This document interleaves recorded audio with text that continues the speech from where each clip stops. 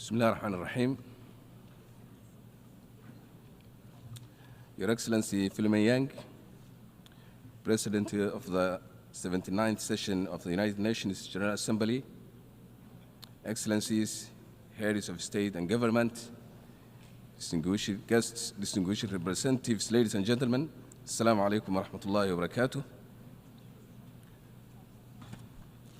Allow me to begin by congratulating you, Mr. President, on your election as President of the 79th session of the United Nations Assembly, General Assembly. Please be assured of Somalia's full cooperation as you undertake the responsibilities entrusted upon you during your tenure. I would also like to take this opportunity to thank your predecessor, His Excellency Denis France, for the successful presidency of the last session. Mr. President, this session of the General Assembly convenes amid a rising number of global challenges, from escalating transnational conflicts and humanitarian crises to the existential threats of climate change and growing economic inequalities. This resonates profoundly for our theme of this year, leaving no one behind, acting together for the advancement of peace, sustainable development, and human dignity for present and future generations. In the spirit of our unity and shared responsibility, we must confront the persistent and escalating conflicts that continue to cause immense human suffering and destabilize entire regions. Today, we are facing with crises that test our collective conscience and our commitment to peace. In Sudan, the conflict has escalated into a severe humanitarian crisis, displacing millions and ravaging communities. Civilians endure indiscriminate violence and widespread gender-based assaults. We urgently call for immediate cessation of hostilities, the protection of civilians, and adherence to the international humanitarian law. It is crucial to ensure safe, unrestricted access for humanitarian aid and to foster inclusive dialogue that respects the rights and aspirations of all Sudanese people. In Gaza, the situation has reached catastrophic levels, driven by the persistent blockade and relentless cycles of violence that have created one of the most severe humanitarian disasters of our time. Despite the senseless killing of tens of thousands of men, women, and children since last October, over 2 million Palestinians are trapped in open-air prison, where access to basic goods, services, and medical care is severely restricted. Children in Gaza have particularly suffered the most, with the many enduring unimaginable trauma, malnutrition, and lack of access to education and health care. They live under constant fear as their homes, schools, and hospitals are repeatedly targeted and destroyed. The ongoing conflict has not only destroyed the physical infrastructure of Gaza, but also crushed the hopes of entire generation. The world cannot continue to turn a blind eye on this gross injustice and the continuous violations of international law by the Israeli government. We call on the international community to take immediate and decisive action to reinforce an unconditional ceasefire, to lift the inhuman blockade, and to recommit to a political process that ensures the just and lasting peace based on the two-state solution, thereby restoring the rights, dignity, and future for Palestinian people.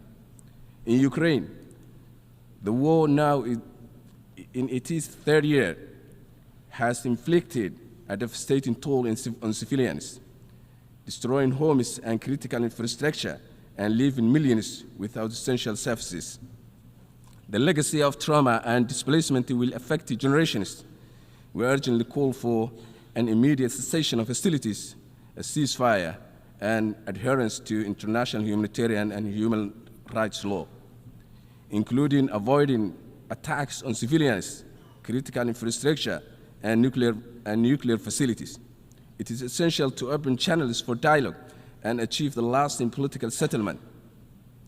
The international community must act swiftly to prevent further escalation and support efforts for peace.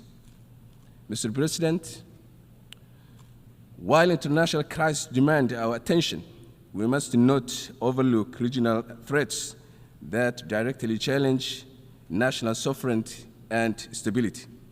Somalia currently faces a serious threat from Ethiopia's recent actions, which flagrantly violate our territorial integrity. Ethiopia's attempts to annex parts of Somalia under the guise of securing sea access are both unlawful and unnecessary. Somali ports have always been accessible for Ethiopia's legitimate commercial activities, reflecting our commitment to regional trade and cooperation. However, Ethiopia's aggressive maneuvers, including its controversial agreement with one of our regional administration, undermines Somali sovereignty and embolden secessionist movements threatening our national unity.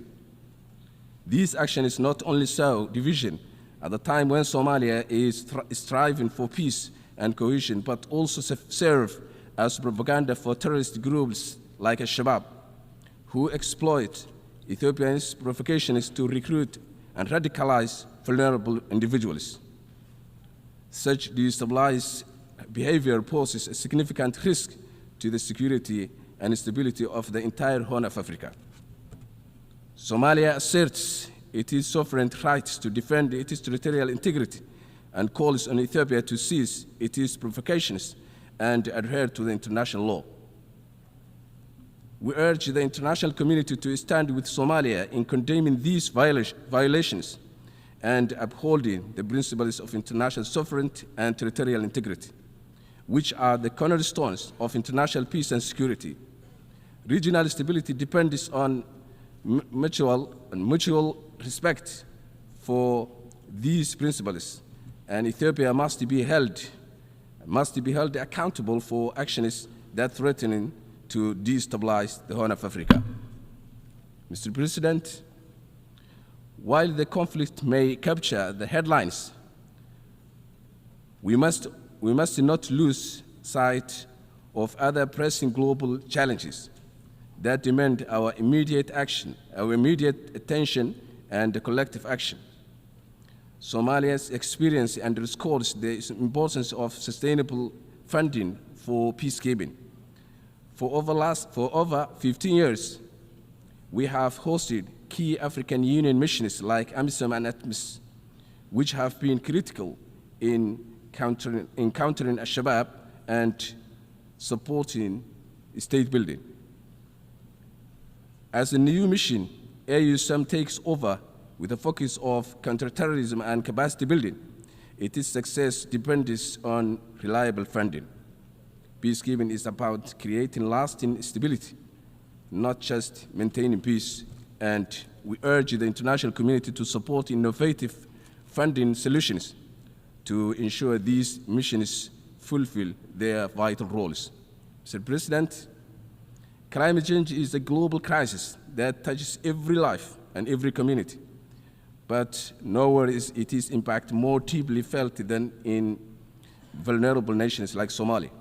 We endure relentless droughts, devastating floods, and rising temperatures that tear apart our communities and threatening our very survival. While the recent COP28 conference made important strides with the creation of a loss and damage fund and the commitment is to expand renewable energy, there remains a significant challenge accessing these funds. For many developing countries, the reality is that complex bureaucracy, rigid criteria, and lack of necessary resources often stand in the way they receive the help they so desperately need. It is not just about making promises, it is about ensuring that those promises can reach the people who need them most.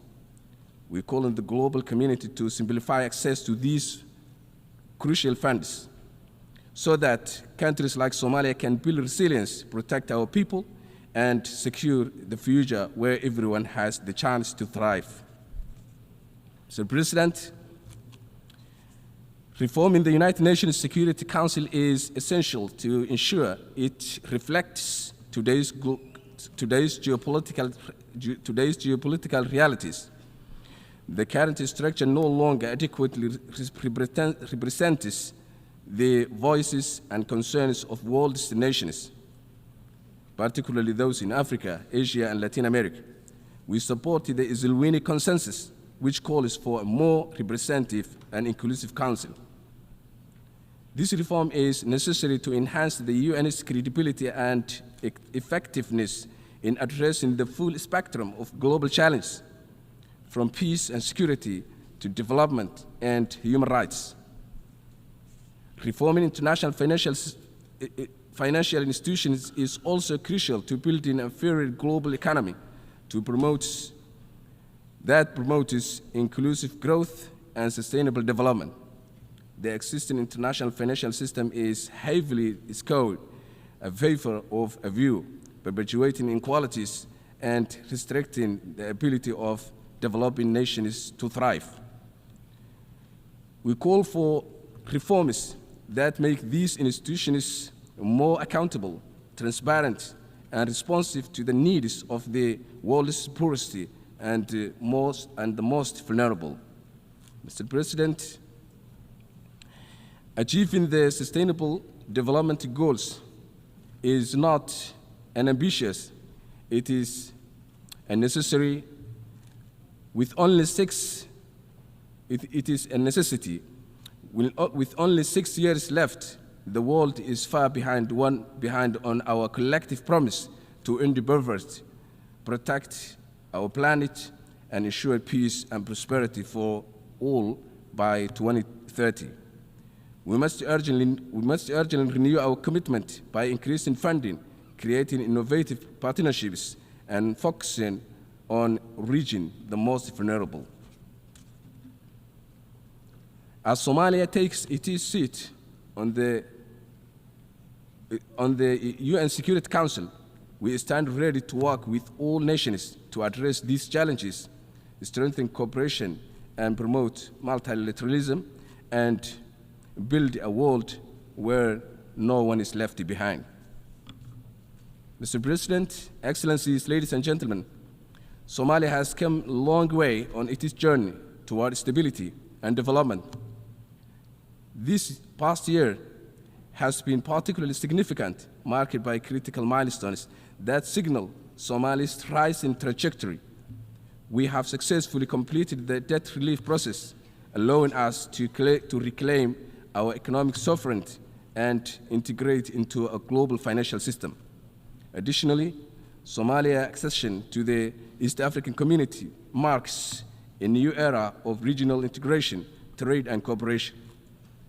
We have also made a historic stride in lifting a long-standing arms embargo, a step that will further enable us to safeguard our sovereignty and security. Security is fundamental to development, and Somalia has prioritized to prioritize the fight against terrorism with remarkable success. In the past 2 years, our national security forces have reclaimed more than 2/3 of the territory that was once under the control of a Shabaab terrorist group, significantly diminishing their operational capability. Mr. President, with marked progress in governance, democratization, and political stability, Somalia stands on the brink of significant economic growth, with vast untapped resources and strategic location along major maritime trade routes. Our arable land offers great potential for agricultural protection, and our livestock sector is already among the strongest globally. We also have one of Africa's highest potentials for renewable energy, particularly on onshore wind power. And our extensive coastline provides rich opportunity for sustainable fishing and other sectors of blue economy.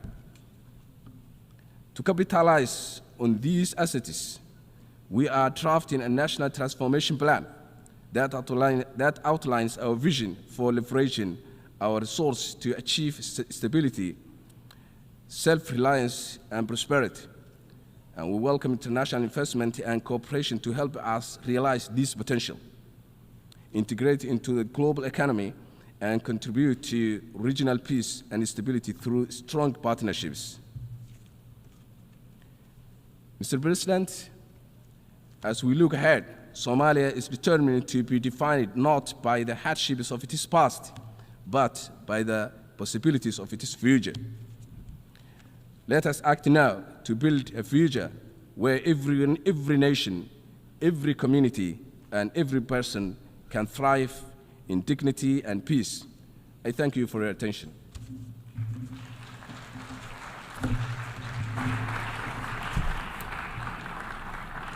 On behalf of the Assembly, I wish to thank the Prime Minister of the Federal Republic of Somalia.